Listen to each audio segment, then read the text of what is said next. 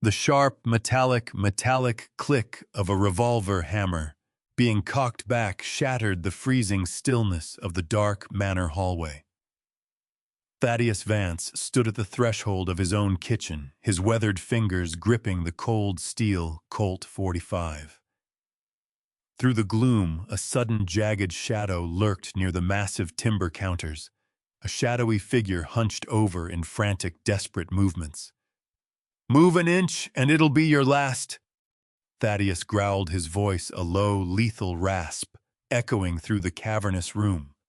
His chest tightened with the cold adrenaline of a veteran who knew danger intimately.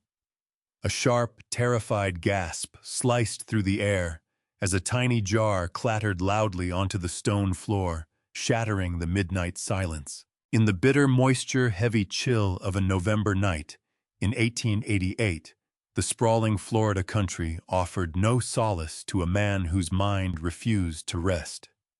The humid winter cold of Marion County crept through the floorboards of the Grand Manor at Vance Thoroughbreds, settling deep into the old war wound in Thaddeus's left shoulder. At 62, he had built the most prestigious horse-breeding empire in the territory through sheer grit and an uncanny ability to anticipate trouble long before it arrived. He could read the shifting winds across the pine flatwoods and predict a storm days in advance. Yet he remained utterly powerless against his own chronic insomnia. Every night was the same agonizing ritual. He would pace the silent hallways of his empty estate wrapped in a thick wool robe against the damp draft, waiting for memories of the past to release their grip on his soul.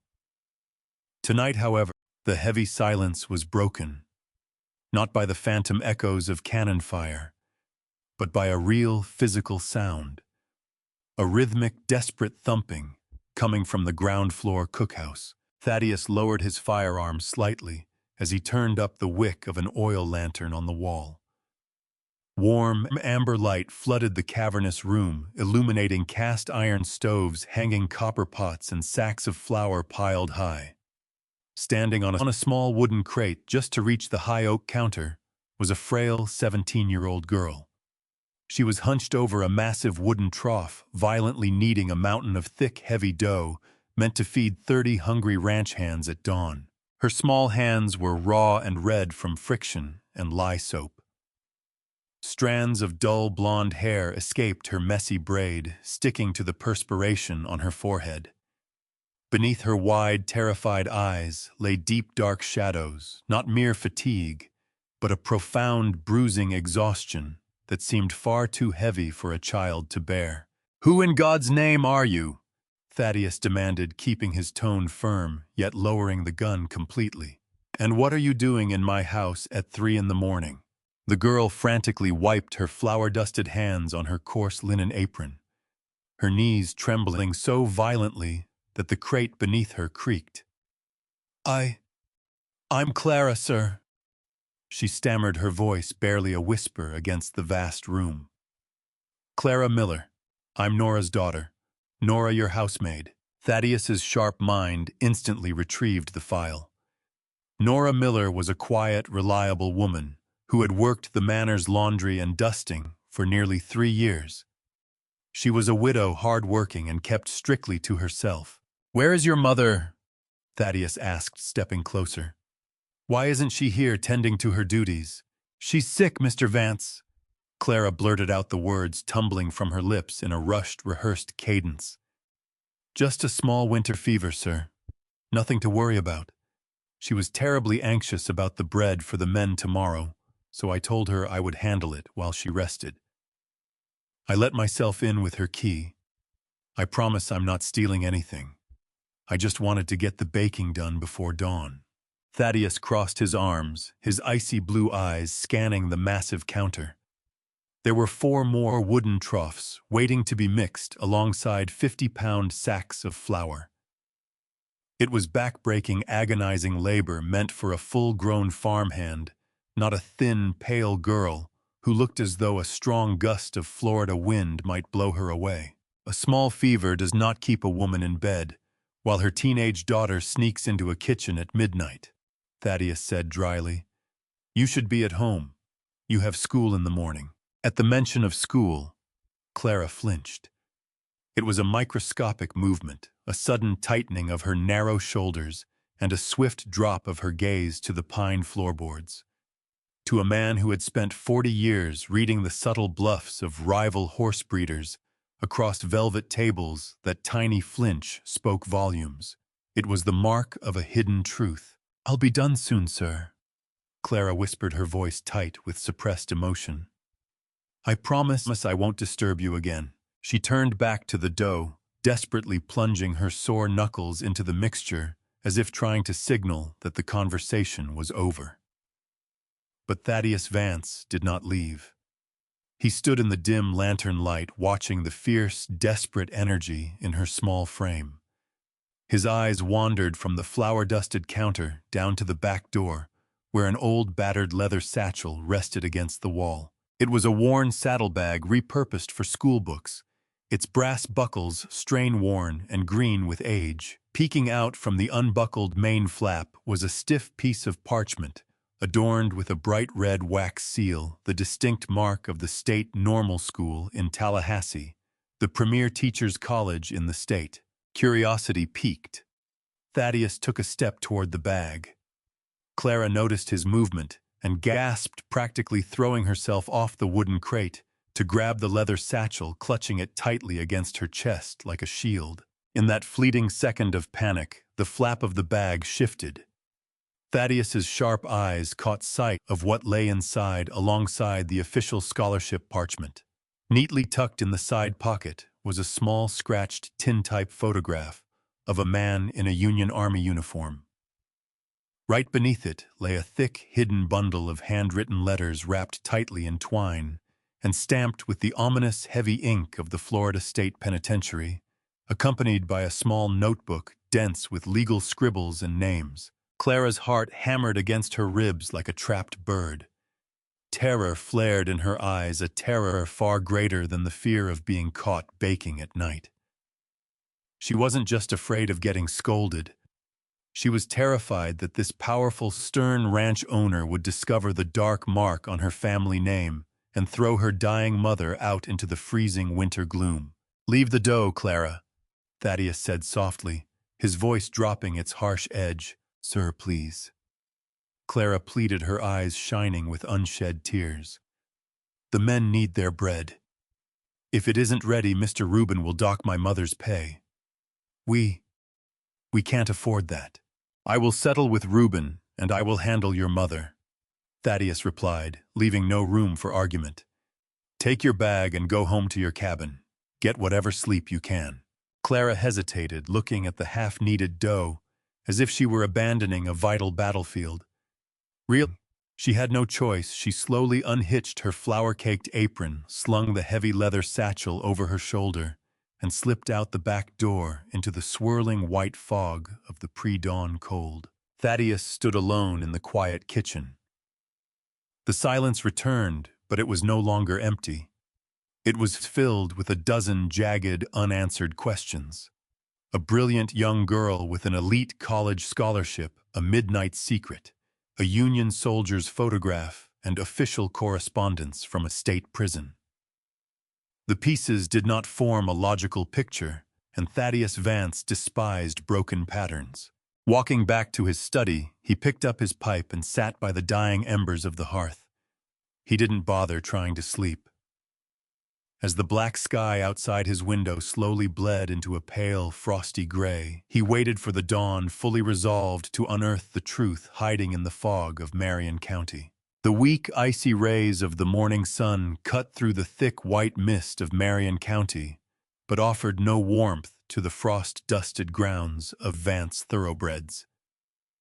By 6 o'clock, Thaddeus Vance was already standing by the grand window of his study, his fingers wrapped around a mug of scalding black coffee. He had not slept a single wink yet. The heavy fatigue that usually weighed down his eyelids was replaced by a sharp, calculating focus. The strange encounter in the kitchen, the girl's profound terror, and those ominous letters from the Florida State Penitentiary refused to leave his mind. The heavy rhythmic tread of riding boots on the oak floorboards announced the arrival of Reuben, his foreman. Reuben was a man built like a pine trunk, leathery, stoic, and fiercely loyal, having managed the ranch's vast stables alongside Thaddeus for over 15 years. He tipped his dusty Stetson as he stepped into the study, wiping the chill from his mustache. "Morning, Mr. Vance," Reuben said, taking a seat opposite the mahogany desk. "You're up earlier than usual. Is there trouble with the quarter-horse mares in the south pasture?" "No, Reuben," Thaddeus said quietly, setting his coffee mug down with a firm clink. "The horses are fine. I called you in because I need a full, honest report on Nora Miller." Reuben's thick gray eyebrows pulled together in a tight scowl. He stared down into his hat, letting out a slow, heavy breath. "I was going to bring her up to you by the end of the week, sir. To be blunt, she's failing. The laundry has been late 3 times this month. The dust is settling thick in the guest wings. Just yesterday, I saw her hauling a wooden bucket of well water across the yard. It took her 10 minutes to walk 20 yards, gasping for air, like a winded filly pale as a sheet. Thaddeus felt a subtle tightening in his chest. If she's that ill, why hasn't she asked for time off? Why hasn't she seen the town doctor? Pride mostly, and sheer fear. Reuben replied, his tone softening with genuine pity. You know how the world works out here, Mr. Vance. We run a tight operation. A worker who can't pull their weight becomes a liability, especially with winter setting in. She knows that if she loses her job, she loses the cabin. A widow with a sick chest and no home in November is a dead woman. Thaddeus turned his gaze back to the window, watching the frost glisten on the oak leaves. "Hold her position," he ordered, his voice carrying an iron authority that left no room for debate. "Do not dock her pay by a single cent, and do not say a word to her about her performance. I will handle her duties." Reuben looked visibly surprised, but he nodded without questioning his employer. "Understood, sir. Is there anything else?" "Her daughter, Clara," Thaddeus added, leaning his elbows on the desk. "She used to ride the supply wagon into town for school every morning. I haven't seen her on that wagon in nearly a month. Find out quietly what she does during the day." By 8 o'clock, Thaddeus had saddled his big bay gelding Samson, bypassing the stable hands entirely. He needed the biting wind in his face to clear his thoughts. He rode the 5 miles into the heart of Ocala, a bustling hub of horse breeders, timber merchants, and brick-paved streets smelling of wood smoke and damp earth. His first stop was the small, whitewashed schoolhouse on the edge of town. Recess had just been called, and children were spilling out onto the muddy yard with loud laughter. Mr. Harrison, a tall, wire-rimmed schoolmaster, stepped onto the porch to clean his chalk erasers. When he saw the wealthiest landowner in the county dismounting before him, his jaw nearly dropped. "Mr. Vance," Mr. Harrison stammered, adjusting his glasses. "What an honor. Are you here regarding the county library fund?" "Good morning, Harrison," Thaddeus said, shaking the man's hand firmly. "I am not here about the library. I came to ask about one of your students, Clara Miller." The schoolmaster's polite smile vanished instantly, replaced by a look of deep, heartbreaking sorrow. He let out a heavy sigh and gestured toward the wooden bench on the porch. "Clara. A quiet, terrible tragedy, Mr. Vance. She is without exaggeration the most brilliant mind that has ever sat in my classroom. She has a memory like a steel trap and reads Latin better than I do. I saw an official paper in her bag last night," Thaddeus noted quietly. "From the State Normal School in Tallahassee." "Yes." Mr. Harrison's eyes lit up with a brief spark of pride. "I submitted her examination papers to the state board myself. She scored the highest marks in the entire territory. They offered her a full 2-year scholarship covering room board and tuition. It was her ticket to a completely different life." "Then why isn't she in class? She formally withdrew 3 weeks ago." Mr. Harrison said, his voice dropping to a somber whisper. She came to my desk, handed back all my borrowed books, and said she couldn't accept the placement. She told me her mother needed her at home. I pleaded with her, Mr. Vance. I begged her not to throw her life away. But she just looked at me with those hollow, tired eyes, apologized, and walked away. To make matters worse, the deadline to mail the final acceptance papers back to Tallahassee is tomorrow afternoon, Friday. After that, her spot goes to a judge's son in Jacksonville. Thaddeus stood up, the icy wind biting through his wool coat. The puzzle was beginning to form, but a crucial piece was still missing. "Thank you, Harrison," he said. "Your time has been invaluable." Leaving the schoolhouse, Thaddeus rode straight to the apothecary on Main Street, a narrow shop smelling sharply of peppermint sulfur and dried herbs. The balding pharmacist, Mr. Finch, hurried to the counter the moment he recognized his prominent visitor. "Mr. Vance, good day, sir," Finch chirped. "Need something for the joints? The damp weather always brings out the aches."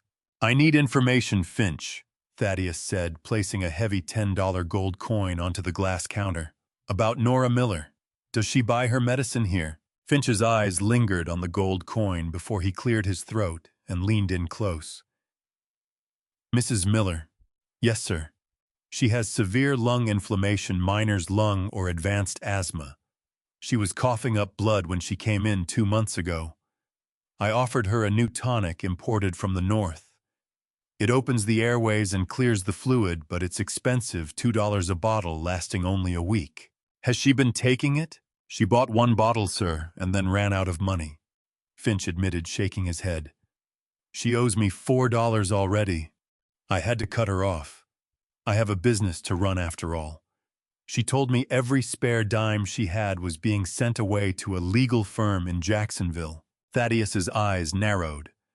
"Clear her debt entirely, and pack a month's supply of that tonic into my saddlebags right now." "Right away, Mr. Vance, right away." With the heavy glass bottles stowed safely in his saddlebags, Thaddeus mounted Samson and began the journey back toward his estate. The sky above Marion County was turning a bruised, ominous purple as a cold winter rain began to fall. As he rode along the outer perimeter fencing that separated his land from the neighboring Miller property, his sharp eyes caught a small solitary movement in the distance. He slowed his horse to a walk, peering through the gray drizzle. There, struggling amidst the slippery mud and tall pine grass, was Clara. She was wearing an old, oversized man's coat that dragged in the dirt, completely soaked through. With raw, bleeding hands, the young girl was desperately trying to hoist a heavy pine fence rail onto a broken post. She lifted it with all her strength, but her foot slipped in the mire, sending the heavy timber crashing back down. Clara fell to her knees in the freezing mud, burying her face in her bruised palms, her shoulders heaving with silent, agonizing sobs of utter defeat. Thaddeus felt a sharp physical ache in his chest, a feeling he hadn't experienced in decades. A brilliant mother, a future educator, working herself into an early grave for 50 cents a day, in the freezing rain, all to buy breath for her dying mother and fight a secret legal battle for a caged father. He spurred Samson forward, the horse's hooves squelching softly in the wet earth, until his towering shadow fell directly over the weeping girl. Clara gasped, looking up through the rain, her mud-streaked face pale with absolute terror. "Drop the timber, Clara," Thaddeus said, his deep voice cutting through the sound of the falling rain. He dismounted smoothly, unbuttoning his own heavy sheepskin coat, and held it out toward her trembling, soaked frame. "Put this on and come with me. The secret is over." The heavy sheepskin coat swallowed Clara's small frame, radiating an instant, overwhelming warmth that made her tremble violently as Thaddeus guided her toward the staff cabins. The freezing November rain beat against the wooden roof of the smallest, most dilapidated cabin at the edge of the property. Inside, the hearth was nothing more than a pile of dying gray ash. Nora Miller lay huddled on a thin straw mattress, her face gaunt, her breathing a harsh, wet rattle that echoed ominously in the freezing room. When the dying woman saw the formidable owner of Vance Thoroughbreds step through her door, carrying bottles of expensive medicine and throwing heavy oak logs onto her hearth, she gasped, triggering an agonizing fit of coughing. "Mr. Vance?" "Sir?" Nora rasped, clutching her thin blanket to her chest, her eyes wide with panic. "I apologize. I meant to be up. Please don't punish Clara." "Lie still, Nora," Thaddeus commanded, his voice deep and unyielding, though devoid of any harshness. He set the glass bottles of lung tonic on the small wooden table. "Your debt at the apothecary is paid. You will take this medicine twice a day, and you will not touch a laundry washboard or a broom until a physician clears your lungs. Gather your things. You and your daughter are moving into the warm guest suite on the first floor of the main manor today." Nora stared at him in utter disbelief, tears welling in her tired eyes. "Sir, we are staff. We cannot stay in the manor." "You are under my roof," Thaddeus replied quietly, "and under my protection." That evening, the grand dining room of the Vance Manor was lit by the warm glow of a brass chandelier. A silver platter of piping hot roast beef, buttered potatoes, and glazed carrots sat between Nora and Clara, who sat stiffly in high-backed mahogany chairs. For 40 minutes, Thaddeus let them eat in peace, watching as Clara surreptitiously slipped extra slices of beef onto her mother's plate. When the meal was finished, Thaddeus set his napkin down and leaned forward. "Clara, bring out your leather satchel." Clara hesitated, her knuckles turning white against her lap. But under Thaddeus's steady, encouraging gaze, she retrieved the worn bag and placed its contents onto the white linen tablecloth. There lay the scholarship certificate from Tallahassee, the thick bundle of prison correspondence, and the scratched tintype photograph of the Union soldier. Thaddeus picked up the small piece of metal, holding it close to the candlelight. The man in this photograph wore a dark blue corporal's coat, possessing a square jaw, a thick mustache, and eyes that held the quiet steel of someone who had looked into the abyss of war. As Thaddeus stared at the image, the scent of roast beef seemed to vanish, replaced by the suffocating, acrid stench of black powder and burning pine. The quiet grandeur of his dining room dissolved into the deafening, horrific roar of artillery fire. He was no longer a wealthy 62-year-old land baron.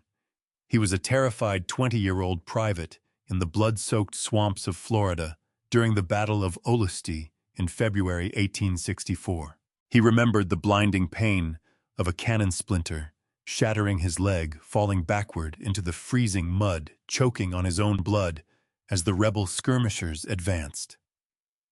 He remembered waiting to be bayoneted. And then he remembered the hand that grabbed his pack straps, a corporal who turned back into a hail of lead, dragging Thaddeus a mile through the sucking swamp water, holding his hand in the field hospital as the surgeon dug out the iron without whiskey. Thaddeus's hand trembled slightly as he set the tintype down. His voice when he spoke was thick with the gravelly emotion neither woman had ever heard from him before. "Arthur Miller," he whispered. Nora gasped, clutching her napkin to her mouth. You knew Arthur." "He dragged me out of the swamp at Olustee," Thaddeus said, a single tear cutting a track down his weathered, sun-darkened cheek. "I spent 40 years searching military registries for Arthur Miller. The records were burned in Washington. I thought he was dead. He came back to Florida after the war." Nora wept quietly, her voice trembling. "We bought a small timber tract in Suwannee County. He worked so hard, Mr. Vance. But 4 years ago, the local bank was robbed. The bank owner, a powerful man who wanted Arthur's timberland, bribed 2 drifters to swear they saw Arthur fleeing the vault. They took his land, his honor, and gave him 20 years in the state penitentiary. We sold everything we had left to hire lawyers, but the appeals kept failing. That's why we hid our names. We were afraid people here would call Clara a convict's daughter. The full, horrifying picture finally locked into place. The 3:00 a.m., baking the bleeding hands on the fence rails, the desperate sacrifice of an elite education. It wasn't just a daughter trying to save her sick mother. It was a family breaking their bones to keep a light burning for an innocent man dying behind iron bars. Thaddeus closed his eyes, taking a long, shaky breath. The guilt of his own blindness cut deeper than any blade. While he sat in his grand study worrying about horse prices and sleepless nights, the daughter of the man who had saved his life was scrubbing his floors for pennies, while his savior rotted in a cell for a crime he didn't commit. When Thaddeus opened his eyes, the haunting shadow of his past was gone, replaced by a cold, lethal resolve. "Nora," Thaddeus said, his tone ringing with absolute authority, "you will never touch a washboard again. As of tonight, you are the head housekeeper of Vance Thoroughbreds. You will manage the indoor accounts, oversee the kitchen, and draw a full manager's salary." I then turned his gaze to Clara, whose eyes were wide with a mixture of shock and burgeoning hope. "And you, Miss Miller, you carry your father's stubborn courage, but your time in the mud is over." Thaddeus pulled an inkwell and a sheet of heavy parchment toward himself, dipping his fountain pen. "Tomorrow morning my foreman will ride my fastest thoroughbred stallion, Black Bart, non-stop to the Capitol in Tallahassee. He will carry a personal letter from me to the chairman of the Board of Education, along with your official acceptance papers. I donate thousands to the state university every year. Your scholarship will be secured before the sun sets on Friday." Clara covered her face with her hands and began to weep, not the desperate, exhausted tears of the muddy fence line, but a torrent of pure, overwhelming relief. "Furthermore," Thaddeus added, his voice low and dangerous, as he sealed the letter with red wax, "I am retaining the top defense attorneys in Jacksonville tomorrow. We are reopening Arthur's case, and I will spend every dime I own to bring your father home." The thundering beat of Black Bart's hooves had barely faded into the misty twilight of Thursday evening before the wheels of justice and fortune began to turn at Vance Thoroughbreds. By Friday afternoon, a mud-splattered messenger arrived from Tallahassee, bearing a heavy parchment stamped with the official gold crest of the state normal school. Clara's scholarship had been registered with hours to spare, officially enrolling her as a future educator of Florida. As the bitter winter months bled into a gentle, sun-warmed spring, the gray gloom that had hung over the estate for decades began to dissolve. In the warm, sunlit office on the first floor of the main manor, Nora Miller thrived in her new role as head housekeeper. The expensive lung tonic and proper rest had worked wonders. The deathly rattle in her chest was completely gone, replaced by a healthy bloom in her cheeks and a quiet, dignified confidence. She managed the ranch's indoor accounts with the same sharp, meticulous care she had once used to stretch $10 a month, earning the deep respect of every hand on the property. Clara spent the remainder of the season immersed in the vast library of the manor, her brilliant mind devouring volumes of history, philosophy, and classical literature that Thaddeus had ordered for her from Boston. Yet the real battle was being fought in the marble courtrooms of Jacksonville. True to his word, Thaddeus Vance spared no expense deploying the most formidable legal team in the state to dismantle the fraudulent case against Arthur Miller. Armed with private investigators, bank ledgers, and recanted testimonies from the bribed witnesses, Thaddeus personally funded the appeal, exposing the corrupt local banker who had engineered the frame-up to steal the Miller timberland. 2 years passed in a blur of steady purpose and profound transformation. On a breathtaking April morning in 1890, the Florida air was rich with the sweet scent of blooming orange blossoms and damp pine. The front porch of the Vance Manor was swept clean, bathed in the brilliant golden light of a newborn spring. Thaddeus Vance stood at the top of the grand wooden steps, resting his hands on his silver-topped walking cane. At 64, his hair was completely snow-white, but the harsh, haunted grimace he had carried since the war was entirely gone, replaced by a look of deep, serene warmth. A polished black carriage rattled up the long, oak-lined driveway, kicking up a soft cloud of warm, dry dust. Driving the team was young Thomas, who brought the horses to a gentle halt right before the porch steps. The carriage door swung open, and Clara stepped down onto the gravel. She was 19 years old now, radiating an air of quiet intellect and poise, dressed in a tailored navy traveling gown, with a crisp white lace collar. She carried her leather satchel, now beautifully repaired and polished, slung over her shoulder. Standing on the porch, Nora let out a joyful cry, running down the steps to wrap her daughter in a tight, weeping embrace. Clara held her mother close, then turned toward Thaddeus, stepping up the porch with a glowing smile. From her satchel, she drew a thick roll of heavy parchment tied with a bright gold ribbon. She held it out to the old ranch owner with trembling hands. "I brought it home, Mr. Vance," Clara said softly, her eyes shining with immense pride. Thaddeus untied the ribbon and unrolled the thick paper. Inscribed in elegant, bold, black calligraphy across the center were the words, "Miss Clara Miller, State Normal School of Tallahassee, graduated with highest honors." Thaddeus stared at the pristine ink, his vision blurring slightly as memories flashed through his mind. A terrified 17-year-old girl standing on a wooden crate at 3 in the morning, her hands raw from bread dough. A bleeding child hauling pine rails in the freezing mud. "You did well, Miss Miller," Thaddeus said, his voice thick with emotion as he handed the diploma back. "Your grandfather and father would be exceedingly proud." "They certainly are, Vance," a deep, resonant voice called out from the carriage. Silence fell over the porch as a tall, broad-shouldered man stepped out of the vehicle. He wore a crisp, gray wool suit, walking with a slight limp, but his posture was straight, his square jaw firm and his dark eyes clear. The hollow, shadowed look of a caged prisoner had been stripped away, replaced by the quiet dignity of a free man whose honor had been fully restored by a gubernatorial pardon. Nora froze, a breath catching in her throat, before she buried her face in her hands and sprinted down the steps into her husband's open arms. Arthur Miller held his wife tightly, burying his face in her hair, as tears flowed freely between them.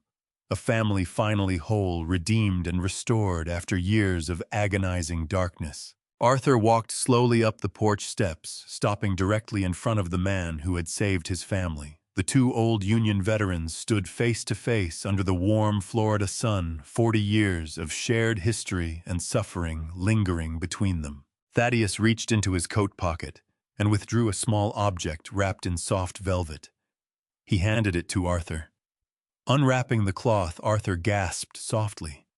It was the old scratched tintype photograph of himself from 1864, now encased in a masterfully hand-carved silver frame that sparkled in the daylight. "You told me in the surgeon's tent at Olustee to make my life count, Arthur," Thaddeus said softly, his voice trembling with a lifetime of emotion. "I spent 40 years trying to figure out how to pay back a debt to the past. I was a blind fool. I didn't realize until I met your daughter that the debt was always meant to be paid to the future." Arthur looked from the silver frame to his radiant daughter, then reached out and gripped Thaddeus's hand in a firm, unbreakable handshake. "You made it count, Thaddeus. You brought us home." That night, after a grand celebratory dinner filled with laughter, music, and the warmth of a reunited family, the massive manor house finally settled into a quiet, peaceful stillness. Thaddeus Vance walked up the grand staircase to his master bedroom. The grandfather clock in the parlor chimed 11 soft, melodic times. He laid down in his large, comfortable bed, pulling the quilt over his chest, and listened to the gentle night breeze rustling through the pine trees outside his window. For decades he had laid in the dark, tormented by phantom cannon fire, and the agonizing silence of his own restless soul. But tonight there was no racing mind, no guilt, no lingering pain. He closed his eyes, let out a long, peaceful breath, and for the first time in his life, the old cattle baron drifted into a deep, dreamless, and perfect sleep.